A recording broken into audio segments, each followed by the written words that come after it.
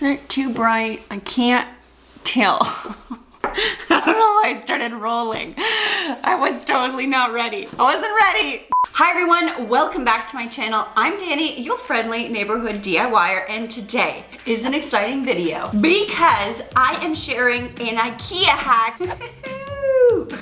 I did that. I just like, ooh, throw your hands up. Don't throw your hands up. And what's really exciting about this IKEA hack is that it is another apothecary hack, but it's like my apothecary hack 2.0. So hopefully it's a better version, or it's different but the same. Actually, it's not the same at all. It is completely different.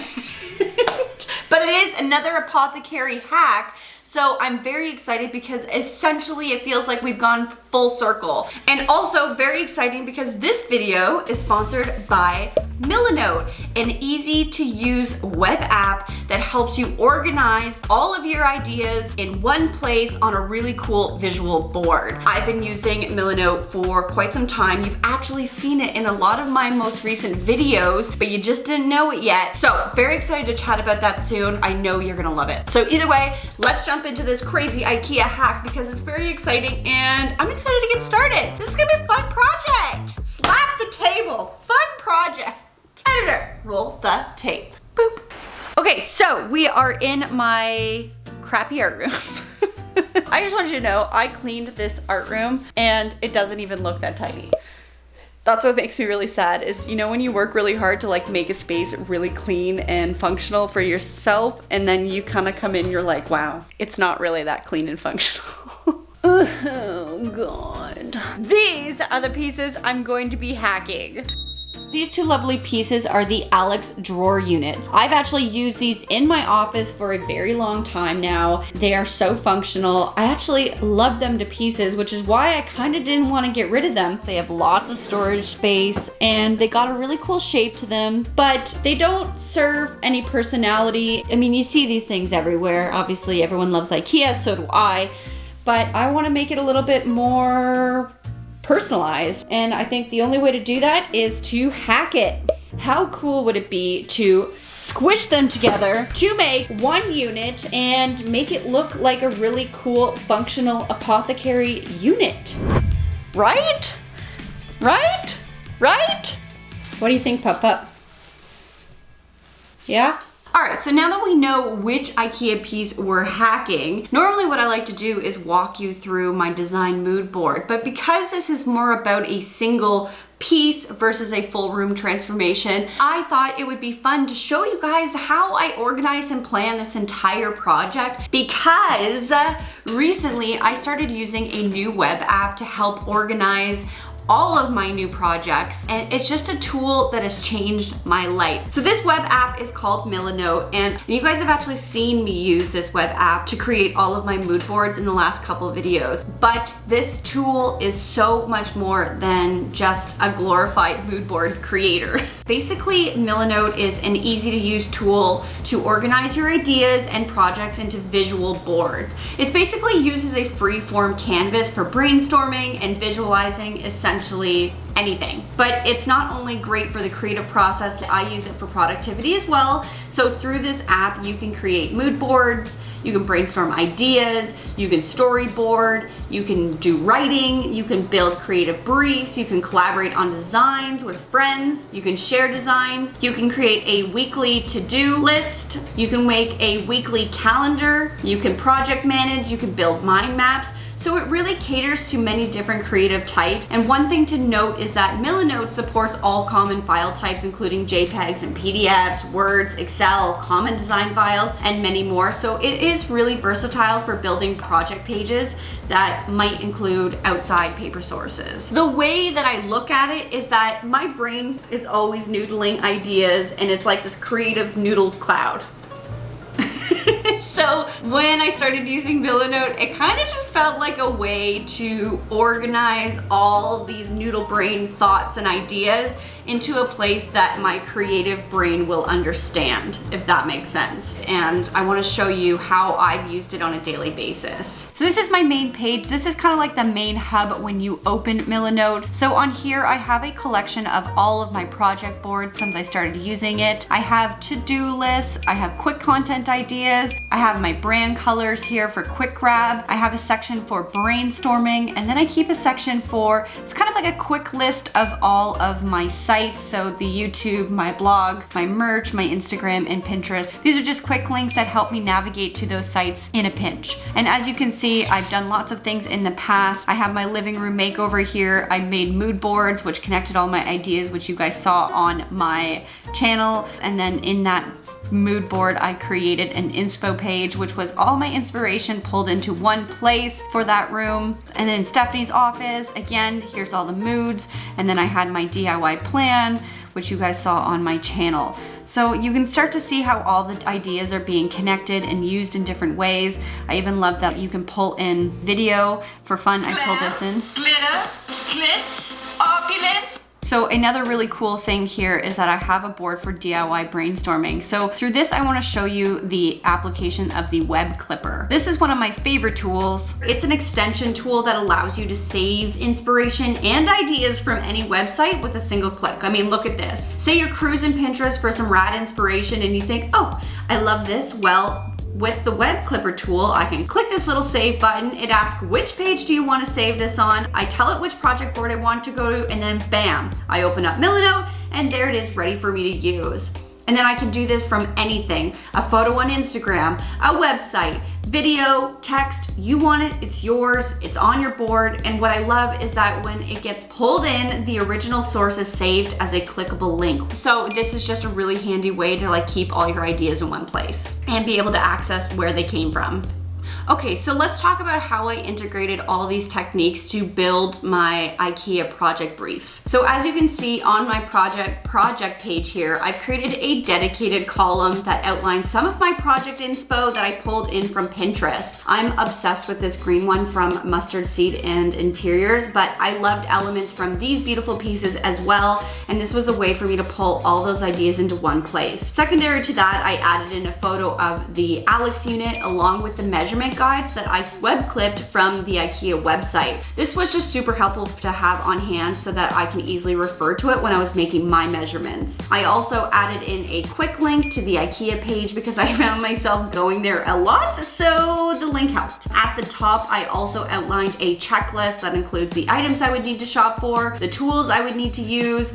I have a full cut list on this board, some of the Amazon items I would need to use on this piece on a visual level, the hardware that I was considering to add on or at least use as my inspiration. Again, this is linked. But what was really great was that I could integrate some of my original sketches that I made of the piece I wanted to build. So as you can see from this mildly confusing sketch, my plan is to sit the Alex units side by side and add a custom built kind of U-shaped top that would include a flip down cubby for large papers, etc. I also want to add a skirt around the bottom, and generally I was using the Mustard Seed cabinet as my main inspo, as you can see, because this really does mirror the look. I was also really digging the idea of it being green as well, but I'm thinking I want mine to be a little bit more earthy, like this eucalyptus wreath hue, but I also love the Selene gold, or my favorite Broadway black, but I like seeing my options here. So the last thing I want to show you, which literally saved my butt, is that Milanote actually has a mobile version of this program that you can download, and what's great is that it speaks to your computer version. So you can make notes or take a photo on the go, and when you get back to your computer, the note is waiting for you in the app to file. So when I went to shop for all of my materials, I actually realized I could cut all of my pieces on site at the hardware store, and it would probably save me so much time. And so when I went up to speak to the lovely gentleman who helped me cut the wood, I was actually able to pull up my project page. I showed him exactly what I wanted to create. I had my full cut list there, and he even thought the program was pretty cool, but he was like, okay, I understand exactly what you need. I understand your cut list, and we were able to do it in turbo fast time. And the best part is because he was able to see my full design plan, he actually gave me advice on how to make it better. So that was super dope. Okay, now the actual last thing I'll share, and this one actually affects all of you. You can create and share your boards with other creative people or share it with the world online, which is really cool. So when I create a mood board or a project plan for a video, I can actually link this board in my description box so you guys can have access to it, and you can use that to build your projects at home too. I just think that's a really cool thing. It's amazing, right? So by clicking on the link, you actually get directed to a web viewer of Milanote that lets you see my entire vision directly in front of you. So I'm gonna be releasing this project plus some of my past mood boards on my other videos, so you can go and take a look at them and how I structured them. It's really cool. And I'm gonna be doing this for all of my projects moving forward. It's a really fun way for me to share my creative process with all of you, and hopefully you can take some tips or take inspiration from it. So one big thing to note is that this app is completely free, or you can get the professional package, which is $9.99 a month, but basically the package gives you unlimited everything. You get unlimited photos, unlimited storage, unlimited pages, unlimited boards, everything. So what you can do is click the link in the description box, go check out the free version, play with it, see if it's something that you think will change your creative ways. And if you love it, then invest in it. But there's no pressure because it's completely free if you just want to try it out. I think it's totally worth it. It's changed the way that I make and plan all of my DIY projects. And if you're in the creative world and you're looking for a more visual way to share your ideas, I think this is for you. So anyways, that was a whirlwind. Let's go build an IKEA hack. So I have all my cuts here with me. This is a 3/4 inch plywood that I'm using for the top and the bottom. These are going to be the top cubby that's going to flip down. So there's all of my sides here. I have a 1/4 inch plywood. These are my two sides, and this is the back. Then I have all this left over here to basically cut all the fronts that are going to be my front facing pieces. So now all I have to do is just put it together. That's it. So I'm gonna go do that right now. Getting started, my first step was to measure all the drawers in the front so I could begin to make all the front plates that will sit on top of them. My goal is to make it so the front plates would cover both the fronts and sit over top the edges to give the appearance that it's a full drawer. So I was measuring edge to edge, but keeping the height of the drawer the same. Moving over to my sheet shack, I then took those measurements and started to apply them onto my 1/4 inch board.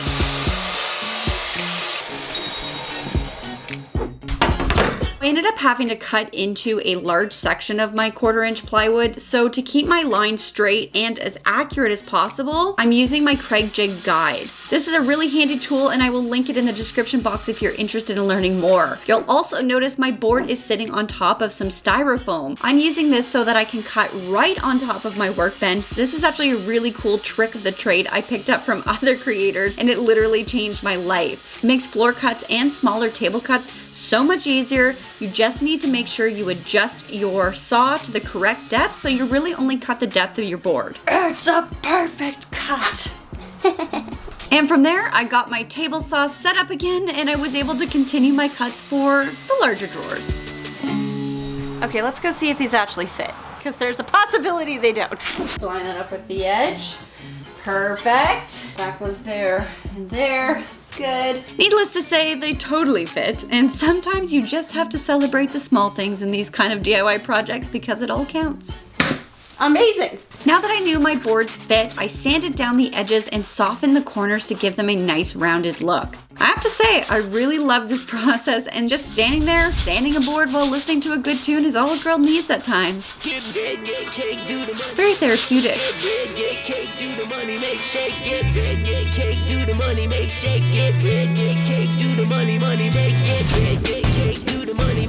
Or sometimes it does weird things to you, and then this happens. I'm jacked. It's a hack, and it's from IKEA. What's that? What? Readers! IKEA IKEA hack. Oh my god, what's that? It's when you take a piece of furniture and you make it something new, and it's called a hack. IKEA hack. It's a hack. IKEA hack. What's that? Moving on. I don't know where that came from. Next, I moved on to building the top frame that will sit on top of my two Alex units. My goal was to add a tilt-down drawer unit, so very simply, I used a 3/4 inch plywood and made the box to fit the exact dimensions of the top of both Alex units. This included a simple pre-drill glue and screw application. The top of this entire cabinet is also using a 3/4 inch plywood, but this time I'm including a 1/4 inch lip on all sides to my measurements to account for the future 1/4 inch siding that I'm going to be applying. From there, I added a few pocket holes and screwed my frame to the top.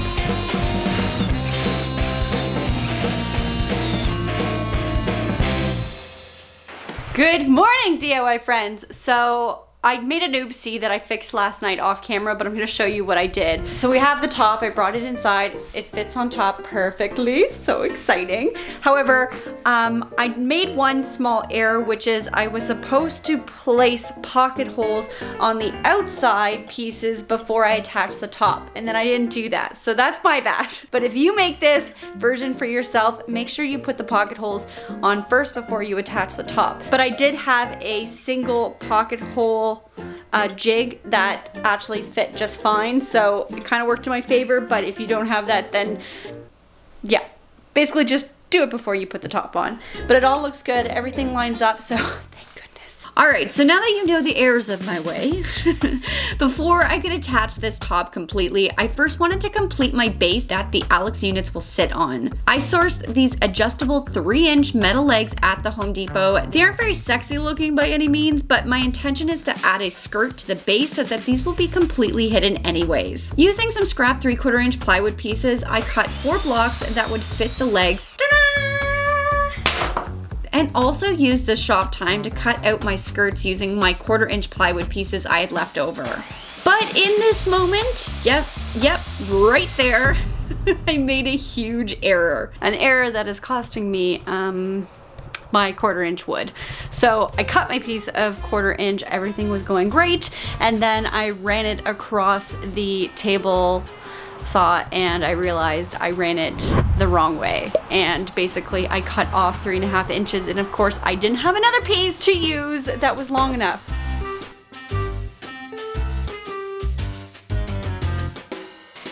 I'm telling you guys this and admitting it because I want you to know that mistakes happen all the time and it's okay and you learn from them. And I probably won't do that again. Well, I probably will, but hopefully not in the near future. But luckily I had this 1/2 inch board that I just cut into 3.5 inches, so I'm going to cut it down to the sizes I need, and then we should be good to go. Considering I'm painting it, it's not going to be a big deal. So it sucks, but it is what it is. So sadly, I cut my 1/2 inch plywood and the world moved on. Somehow I think I just like making more work for myself. Finally, I got my feet attached and my skirt. Actually, I should explain this. I added the 3/4 inch platforms for my feet to sit on so that I would have something for my skirt to easily attach to. If you weren't adding a skirt like I am, you could easily just attach the legs to the base and Bob's your uncle. And to attach a skirt, I'm using 1-inch brad nails. Super easy. Yay, we have a skirt. Using no-nail glue, I added this all over the top of my base, and 1 unit at a time, I added them onto the base. Very carefully, may I add. You just need to make sure you remove the small feet that come on the Alex unit originally. The front was made flush with the base, and a 1/4 inch was added to each side to account for my 1/4 inch side pieces that would eventually be attached. Very exciting moment. I got my top pieces placed on, and it was all really coming together. I'm not shocked, but I'm always a little shocked when things work out. But before I could attach the top, I had to get my flip down hardware attached. I used the same hardware on my printer IKEA hack. This is a 90-degree self-closing hinge that you can find at any hardware store, and it's super handy for tilt down cubbies like this one. I used a scrap 3/4 inch board as my guide and made sure I had 3/4 inch clearance on the side and front of my hinge before attaching. Ta-da! Now, keep in mind, I'm adding a 1/4 inch front face, just like my small drawers, and that's gonna act as the stopper so that the board will sit flush versus a little back like you see now, so don't worry.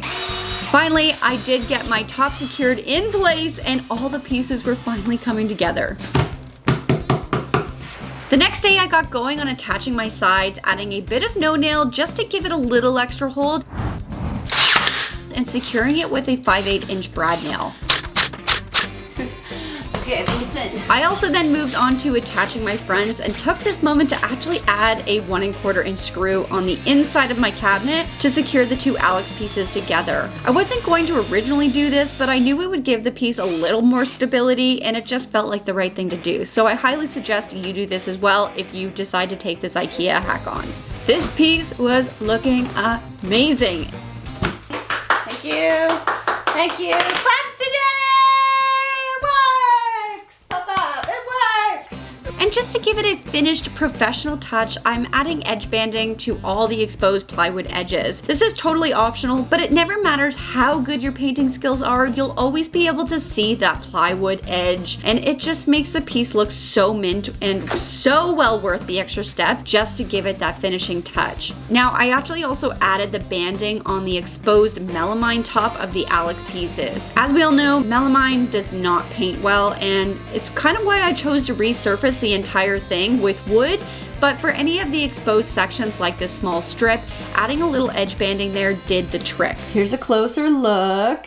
Now, I wasn't sure if this edge banding was actually going to stick to it, but it seems like it's holding up okay, but if I do have issues with this down the line, honestly, I'll probably just glue the banding down myself. The bottom, I was able to do both pieces right there. Keep in mind, there are paints and processes out there that actually allow you to paint melamine, but I wasn't going to add an extra purchase to my project when I had a simple solution like this. As a final step to my day, I placed all of my hardware and name tags on a prepped surface and coated them all with Rust-Oleum paint and primer, spray paint in the color Antique Brass. And once these were dry later that night off camera, I did cover these with a clear matte top coat to protect the paint. I'll throw a picture of that on camera.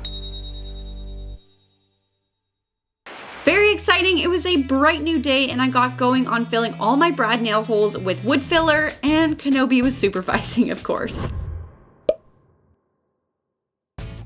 Now, this was a last minute decision, but if you remember my original inspo photo, it actually had this top lip that frankly is genius, so items don't roll off behind it, and I decided it was an element I wanted on mine, so I quickly cut a 3/4 inch piece, pocket holed it in the back, and secured it to my cabinet. Of course, that meant I needed to edge band it, and from there I was finally able to finish off my sanding, removing any excess wood fill.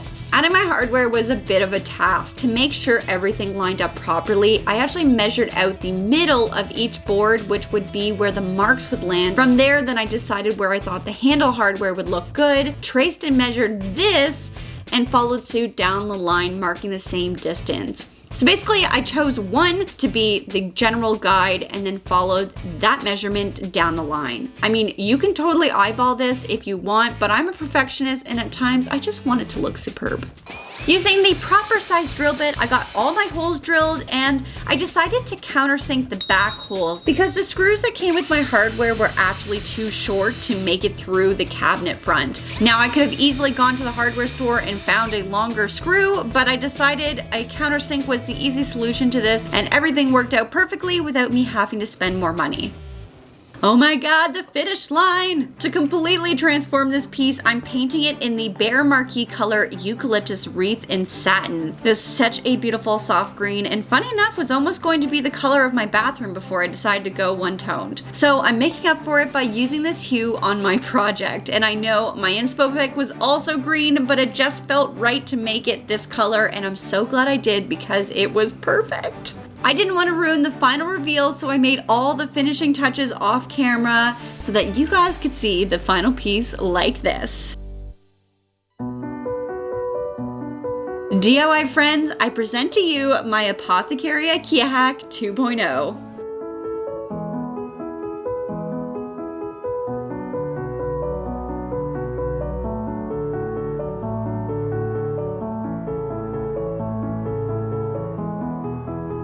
I love what the imagination can come up with if you learn to think outside the box of what is possible. I was able to take two pieces that were completely functional and turn them into one beautiful apothecary piece that I love.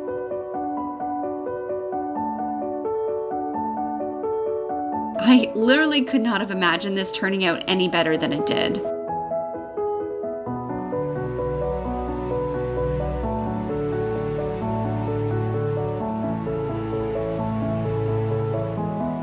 What a dream for my DIY in progress art room.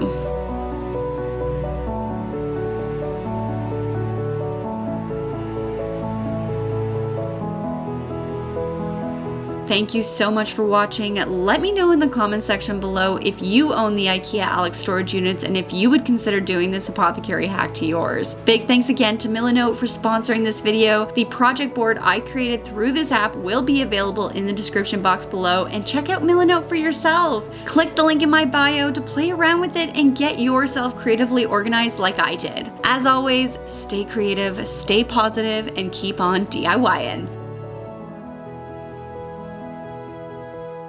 Bye-bye.